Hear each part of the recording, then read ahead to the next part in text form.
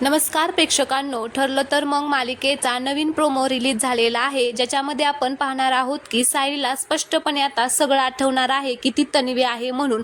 तर आता ती त्या झाडापाशी आलेली असते जिथे तिने पूर्णाजीचा चष्मा लपवलेला असतो आणि ती म्हणत असते की जिथे लहानपणी तन्वी चष्मा लपवायची तिथेच मी कसा काय चष्मा लपवला असेल. आणि आता तिला त्रास व्हायला लागतो. तिला आता लहानपणीचे क्षण आठवतात, ज्यावेळी चष्मा लपवायला छोटी तन्वी आली होती आणि म्हणत होती की पूर्णाजीला आता चष्मा पडणारच नाही आणि ते क्षण आता तिला आठवत असतात आणि खूपच त्रास होत असतो.